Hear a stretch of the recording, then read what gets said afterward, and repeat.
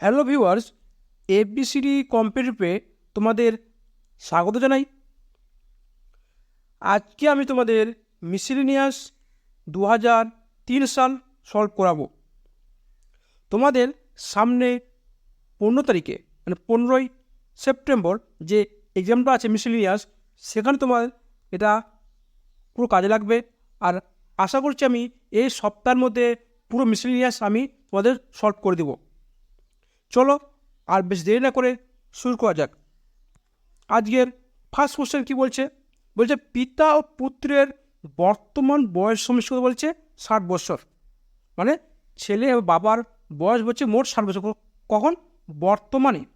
তাহলে 6 বছর আগে তাদের বয়সের অনুপাত দেওয়া আছে কি? ফাদার সন কত আছে? 7:1। কবে দেওয়া আছে? 6 বছর আগে দেওয়া আছে অনুপাত। তার মানে কি? তাহলে আমার কী করতে হবে? দেখতে হবে 6 বছর আগে তাদের বয়সের সমষ্টি কত ছিল। তাহলে কী হবে? 60 - 12, তাহলে কি 48 -12 কেন হলো? কারণ 6 বছর তার বাবার কমছে, 6 বছর তার ছেলের কমছে, তার মানে কি 12 বছর কমবে। তার মানে কি 48 বছর তাদের সমষ্টি হবে। সমষ্টি করে দেওয়া আছে, তোমার দেওয়া আছে 8, 7 + 1 8, তো 8 না কত হবে? 8 না তোমার হবে 48 হবে। তাহলে কত গুণ? 6 গুণ। তাহলে কী হবে? ফাদার্স কত হবে? 6 গুণ হবে, 7 × 6 = 42, আর সন কত হবে? 6 গুণ মানে 6 বছর। এটা কবে হলো? বর্তমান থেকে 6 বছর আগে। কি বলছে?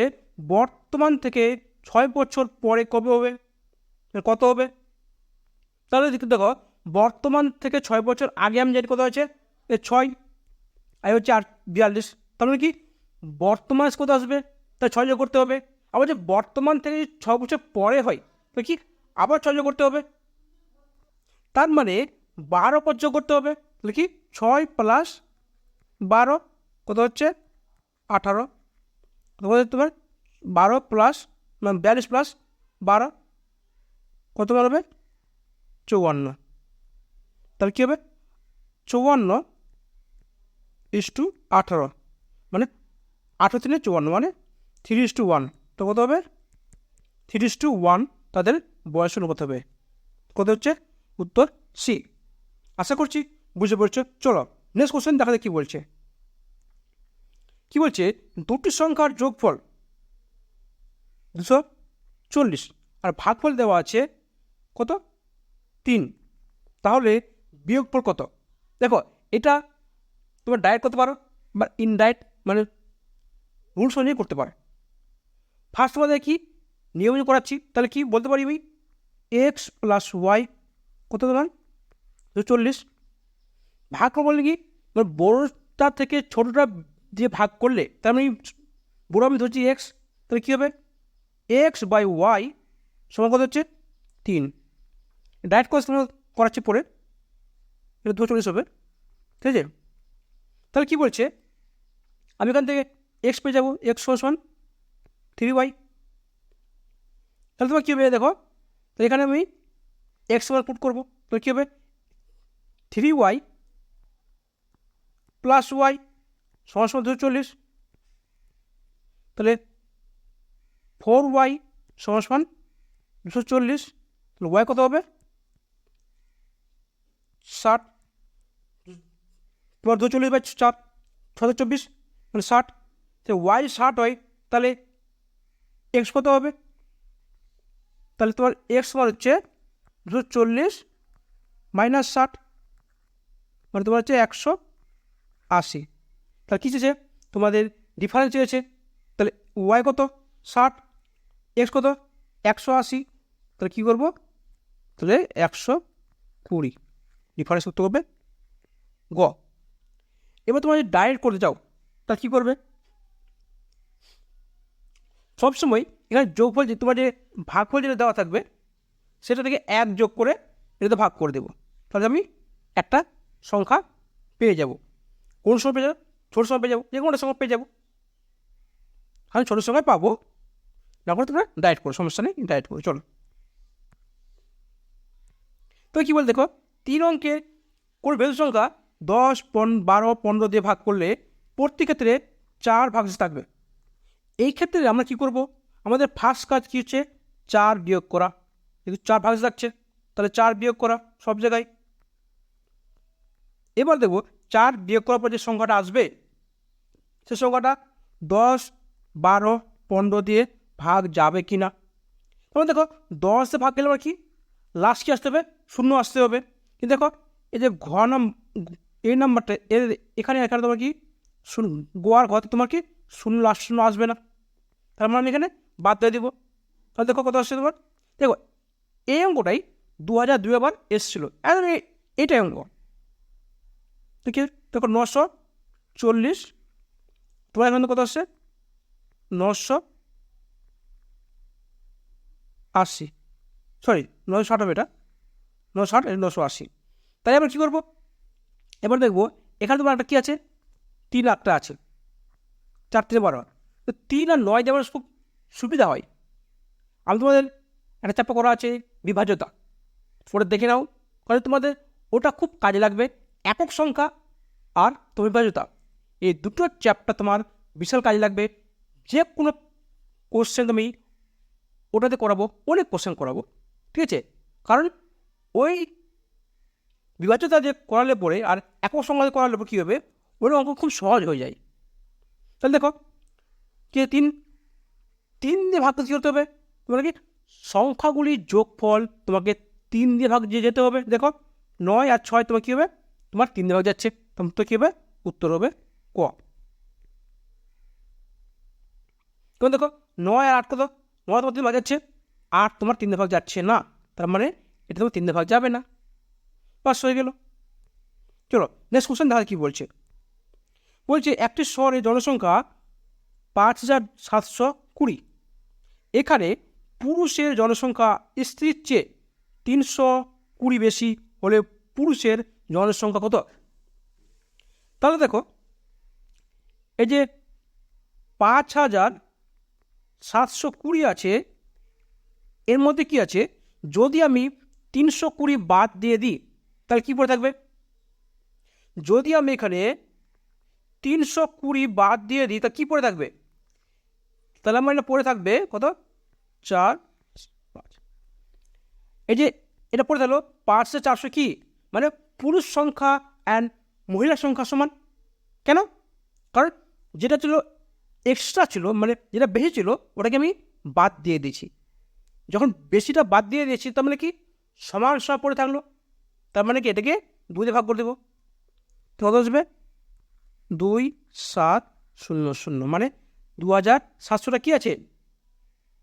এবার এখানে দেখো কার মান চেয়েছে, পুরুষ চেয়েছে, কী বলছে পুরুষের সংখ্যা স্ত্রীর চেয়ে এত বেশি, তার মানে কার সঙ্গে বেশি আছে, পুরুষ বেশি আছে। তবে এটা কি, এটা পুরুষ প্লাস স্ত্রী দুটোই না, এটা তোমার স্ত্রী, কারণ এটা পুরুষ কখন আসবে, যদি আমি এর সঙ্গে 320 যোগ করি তার মধ্যে হচ্ছে 3020, তো উত্তর কি ক। কেন যোগ করলাম, এটা যোগ করার কারণ হচ্ছে এটা হচ্ছে পুরুষের সংখ্যা বেশি, কত বেশি আছে 320 বেশি আছে।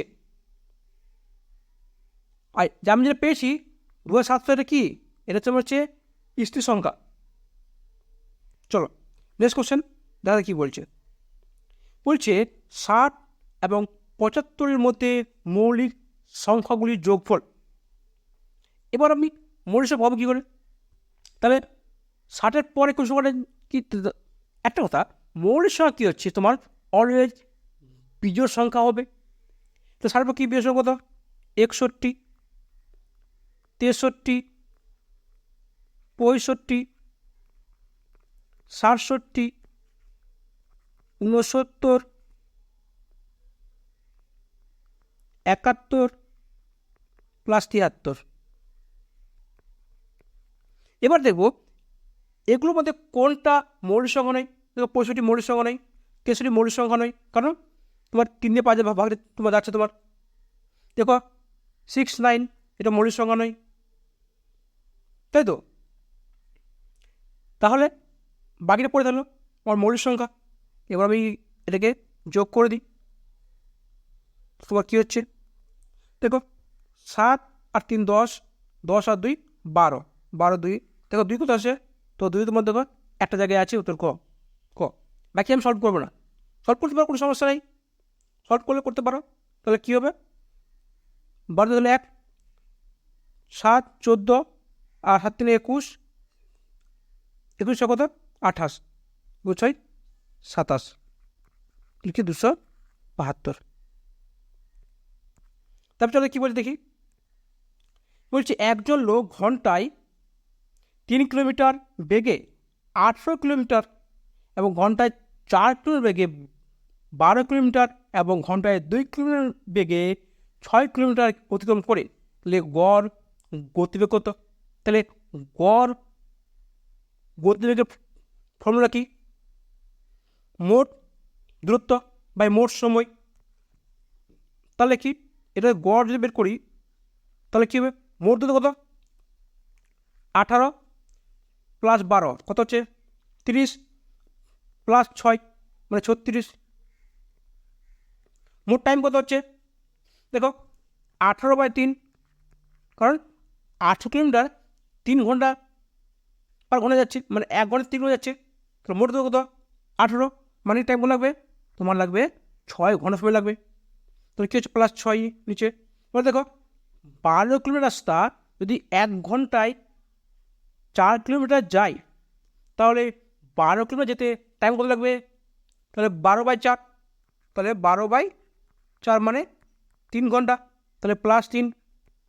এ বলছে 2 কিলোমিটার পার ঘন্টা যাচ্ছে, কত কিলোমিটার যাচ্ছে 6 কিলোমিটার যাচ্ছে, তাহলে কী হবে 6/2, মানে এখানে হবে 3 কিলোমিটার প্লাস 3, তাহলে কি 3/3 6, 6 আর 6 12, তাহলে কী হচ্ছে 36/12 মানে হচ্ছে 3, তাহলে গড় কী হবে, তাহলে তোমার গড় হবে 3। চলো নেক্সট কোশ্চেন, দাদা কী বলছে, কী বলছে বিক্রয় মূল্য 11 টাকা কমাই 10% থেকে 8.13% ক্ষতি হচ্ছে, মানে 10% লাভ না হয়ে, মানে 10% লাভ হতো যদি 11% না 11 টাকা না কমাতো, তাহলে 10% লাভ হতো। এবার 11 টাকা কমায় কী করছে 10% লাভ না হয়ে 8.13% ক্ষতি হচ্ছে, তো জিনিসটি ক্রয় মূল্য কত? তাহলে দেখো আমি যদি তোমাদের কী করছি, যদি 100 টাকা আমি ধরে নিই দেখি তার ক্রয় মূল্য, তা যদি 10% লাভ বিক্রি করতাম নাকি 110। এবার যদি 8% ক্ষতিতে বিক্রি করে তাহলে কী হবে, তাহলে 8.33, মানে কি বলতে পারি যদি 8 মানে 91.67 বলতে পারি, কারণ 100 থেকে আমি 8.33 বাদ দিয়ে দিলাম, তাহলে কত হচ্ছে 91.67। তাহলে এর মান কত দেওয়া আছে, বলছি এখানে কত কমেছে, এটাই তোমার কী হচ্ছে, এটা তোমার হচ্ছে কত 11 টাকা। তো আমরা বলতে পারি একবারে বলতে পারি 10% প্লাস 8.33, 8.1 তার মানে কত 8 × 25, 25/3, তাহলে তুমি বলতে পারছি কি 25/3 এত পার্সেন্ট সমান সমান কত 11 টাকা।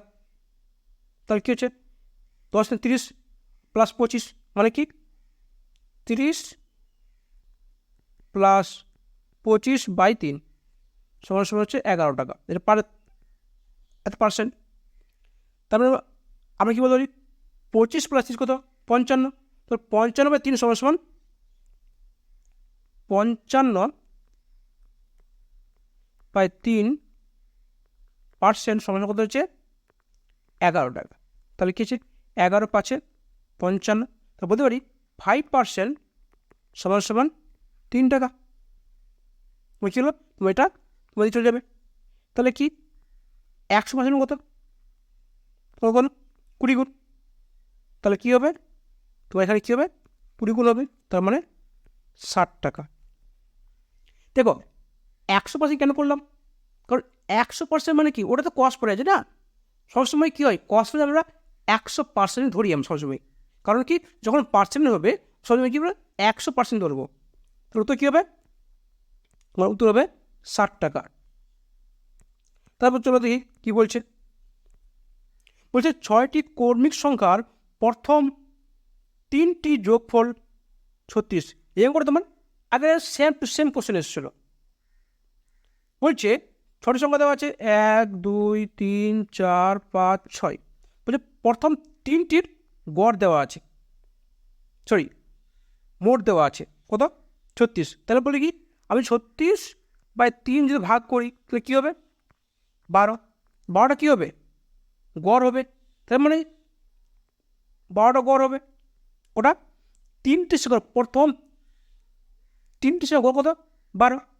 তাহলে এটা কী হবে, তাহলে ফার্স্ট কী হবে 11 হবে, তারপর কত হবে 13, তারপরে 14, তারপর 15, তারপর 16। তো কী চেয়েছে, ছোট এবং বড় সংখ্যার যোগফল চেয়েছে। তো কী হবে 11 + 16 মানে 27, উত্তর হচ্ছে 27। দেখে মনে হচ্ছে অনেক কিছু, আমি যদি এক্সেল করি তাহলে অনেক বড় হয়ে যাবে, আমাদের না একবার করলাম তো ছোটো হয়ে যাবে। আশা করছি ভালো লেগেছে।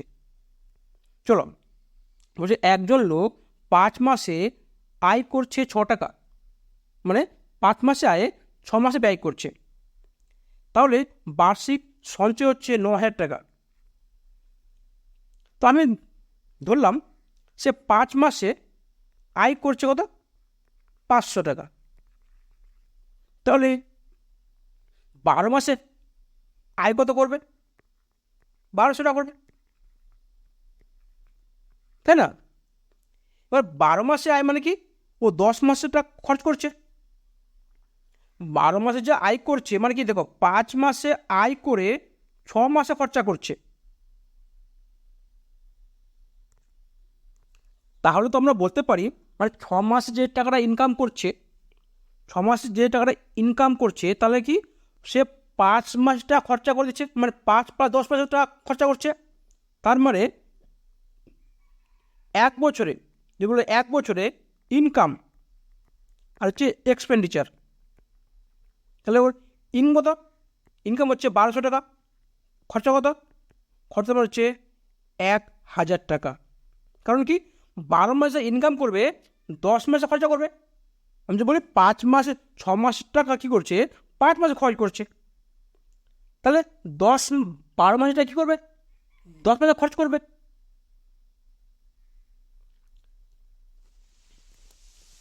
মানে 12 মাসের টাকা আমার 12 মাসে ইনকাম করবে আর 10 মাসের টাকা খরচা করবে, ঠিক আছে। তারপরে দেখো কত খরচ বেশি সেভ করছে 1 বছরে তোমার 200 খরচা সেভ করছে। আমি 1 বছর কেন করলাম, দেখো আমাকে মাসিক হয় না, আমার বার্ষিক সঞ্চয় দেওয়া আছে আমার, তাহলে আমি 1 বছরে কত সঞ্চয় করছে এখানে হিসাবে 200, কিন্তু অ্যাকচুয়ালি কত সঞ্চয় করছে 9,000 টাকা। তারপর কী করবো এটা তোমার হচ্ছে 9,000 তোমার কত গুণ দেখো এটা কেটে দাও, তাহলে 45 গুণ। কার মান চেয়েছে তার বার্ষিক আয় কত, বার্ষিক আয় কোনটা হচ্ছে তোমার 1200, তো 1200 নিয়ে কত হবে 45 গুণ হবে, তাহলে ডাবল তো আছেই, 12 পাচ্ছে 60, 16 তাহলে 6, 12 4 48 আর 6 54, উত্তর কত হচ্ছে উত্তর হচ্ছে গ। আশা করছি বুঝতে পেরেছ। চলো কি বলছে, একটি পোস্টেজ স্ট্যাম্পে পাতা হচ্ছে 24 সেমি চৌড়া এবং 30 সেমি লম্বা, একটা স্ট্যাম্প আছে ধরলাম এটা 24 সেমি চৌড়া, এটা তোমার 24 সেমি, এটা 30 সেমি। বলছে প্রতিটি স্ট্যাম্পে 2 সেমি চৌড়া এবং 3 সেমি লম্বা পাতার স্ট্যাম্প সংখ্যা কত। তার মানে কি এর কী হবে? ক্ষেত্রফল পাবো, কত পাবো? 24 × 30। এটা কি পুরোটা বড়োটা ক্ষেত্রফল। এ বলছে আমি কী করছি, এটাই এই যে পাতাটা আছে, স্টেমটা আছে, একে আমি 2 × 3 অনুযায়ী কী করছি, আমি মানে ছোট্ট একটা স্টেম তৈরি করছি, যেটা 2 আর 3 তোমার মধ্যে আছে। তার মানে এর কী কত আছে, ক্ষেত্রফল কত আছে, তাহলে কি 2 × 3, 2 × 3। তার মানে কি ছোটো ক্ষেত্রফলটাকে বড়ো ক্ষেত্রফলটাকে ছোটো ক্ষেত্রে ভাগ করে দিই, তাহলে পেয়ে যাবো তো কতগুলি, মানে কি এখানে 2 × 3, এটাও 2 × 3, এটাও 2 × 3, এরকম করে দেখলে পরে দেখবো কতগুলি কী হচ্ছে স্টেম তৈরি হচ্ছে। তার মানে কি 24 × 30/2 × 3, 3 8 × 24, 2 × 8 4, তারপরে কী হচ্ছে 4 × 120, তো উত্তর হচ্ছে 120। চলো নেক্সট কোশ্চেন কী বলছে, বলছে কয়েকজন বালক তাদের সংখ্যা 3 গুণ 10 পয়সা করে খরচ করছে, বা যতজন বালক আছে তাদের সংখ্যার 3 গুণ মোট টাকা দেওয়া আছে। তো আমরা বলতে পারি, ধরলাম একজন বালক আছে, আর তারা কী করছে, তার একজনের মানে কি 3 গুণ, মানে কি ইন্টু 3x ইন্টু কত হচ্ছে 10 পয়সা করে করছে। 10 মানে কি 10/100 টাকা হলে তোমার, তাহলে সমস্যা করে দেওয়া আছে, সমস্যা দেওয়া আছে 235 টাকা 20 পয়সা। 10 তুলে নাও, কত হবে 100, এই 0 কেটে গেল, তাহলে এই 0 কেটে গেল, তাহলে কী হচ্ছে x² সংখ্যা দেখতে পাচ্ছে 2352/3, কত হচ্ছে 7 × 3 = 21, 8 × 3 = 24, আর 4 × 3 = 12, তো 784। তাহলে এক্স কত হবে, তাহলে এক্স হবে তোমার 28, কারণ দুটো বার করে দাও, তাহলে 784 এর স্কোয়ার রুট তোমার হচ্ছে 28। আমি তোমাদের বলেছিলাম আপ টু 30 পর্যন্ত কী হবে স্কোয়ার মুখস্থ করতে হবে, আর 10 পর্যন্ত কিউব মুখস্থ রাখতে হবে। উত্তর কী হবে, উত্তর হবে গ। চলো কি বলছে, একজন লোক বার্ষিক 10% সুদে 400 টাকা ধার নেয়, তাহলে 1 বছর পরে বার্ষিক 12% সুদে 500 টাকা ধার নেয়, তাহলে উভয় ক্ষেত্রে সুদের পরিমাণ একই হবে। তাহলে প্রথম ধারের সময় হিসাবে ব্যবহার করো। তাহলে কী করব, দেখো যদি 10% হারে 400 টাকা সুদ নেই, কত তোমার আসবে 40 টাকা। সেমভাবে 10/100 করে দাও, তাহলে কী হিসাবে 0 কেটে গেল, 40 হয়ে গেল। তাহলে যদি 500 টাকার 12% নিচ্ছে, তো 12/100 শুরু করলো, 12×5 = 60। আর যদি 1 বছর 400 টাকা 10% সুদ দিত, তাহলে কি 40 টাকা সুদ পেত। আবার যদি 12% সুদ দিত, কত পেত, তাহলে তোমার 60 টাকা পেত। তাহলে বলছে কত বছর পরে উভয় সুদ সমান হবে, তাহলে সুদ সমান হতে কী করতে হবে, আমি 40 এবং 60 কী করব, লসাগু বের করব, কত হবে 120। তার মানে কি যদি প্রথম বছর যদি ধরা হয় তাহলে কত হবে 3 বছর টাইম লাগবে, আর যদি দ্বিতীয় বছর ধরা হয় মানে কি, তাহলে তোমার 2 বছর টাইম লাগবে। তাহলে তোমার ঠিক মিলে যাচ্ছে। তার মানে কি চেয়েছে প্রথম বছর সময় হিসাবে ধরতে হবে, তার মানে কি উত্তর হবে 3 বছর। কী করলাম, কিছু করিনি, প্রথম বছর সুদ বের করেছি আর দ্বিতীয় বছর সুদ বের করেছি, সুদটাকে আমি সমান করেছি, দিলাম সেটা, সেই সুদটা কত বছরে আসবে, বাস হয়ে গেল। চলো আজকের লাস্ট কোশ্চেন কি বলছে, যদি দিনের দৈর্ঘ্য রাতের দৈর্ঘ্যের চেয়ে দিনের দৈর্ঘ্য রাতের দৈর্ঘ্য হচ্ছে এত ঘন্টা বেশি, কি 1.5 ঘন্টা, মানে 1.3 আওয়ার্স। তার মানে বলতে পারি যদি 1.3 আওয়ার্সকে বাদ দিয়ে দিই তাহলে কী হবে? যেমন এর আগে নোট করলাম যে পুরুষ আর মহিলার সংখ্যা কী ছিল, পুরুষ সংখ্যা ছিল বেশি ছিল, এটাকে বাদ দিলাম, যা বাকি পড়ে থাকলো সেটা কী হলো, সমান সমান আছে। সেমভাবে এখানে তাহলে বলতে পারি আমরা যদি 24 ঘন্টা থেকে যদি 1.3 আওয়ার্স বাদ দিয়ে দিই তাহলে কী হবে? তাহলে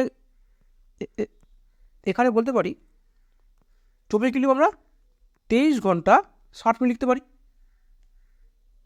24 মানে কি 23 ঘন্টা 60 মিনিট কেন করলাম? 1 ঘন্টা 30 মিনিট তোমার বাদ দিব বলে, তাহলে কী হচ্ছে তোমার হচ্ছে 22 ঘন্টা 30 মিনিট কি যদি সমান সমান হয়, মানে দৈর্ঘ্য প্রস্থ মানে সরি দিনের দৈর্ঘ্য আর রাতের দৈর্ঘ্য যদি সমান হয় তাহলে কত হবে? 22 ঘন্টা 30 মিনিট। তো কী হচ্ছে রাতের দৈর্ঘ্য হয়েছে, রাতের দৈর্ঘ্য মানে কি ছোটো, তার মানে কি 2 করলে হয়ে যাবে। তাহলে তোমার কী হচ্ছে 11 ঘন্টা 15 মিনিট। তাহলে কী হচ্ছে 11-15 মানে কি 1/4, উত্তর হবে ঘ। 1/4 কেন? দেখো 15 মানে কি 15/60, তাহলে কি 1/4 60 কেন হলো? কারণ ঘন্টায় করছি, মিনিট থেকে ঘন্টা গেলে কী হবে 60 দিয়ে ভাগ করতে হবে। তাহলে কী হচ্ছে 15 যদি বলতো দিনের ঘন্টা তাহলে কী হতাম, আমি 11 ঘন্টা 15 মিনিট সঙ্গে কী করতাম 1 ঘন্টা 30 মিনিট যোগ করতাম, তাহলে কত হতো 12 ঘন্টা 45 মিনিট বা 12×3 অপশান। হ্যাঁ তোমার অপশান আছে যদি রাতে না বলে দিন বলতো তাহলে কী হতো, উত্তর ক হতো। আশা করছি তোমাদের ভালো লেগেছে, শেষ পর্যন্ত দেখার ধন্যবাদ, তোমার দিন শুভ হোক।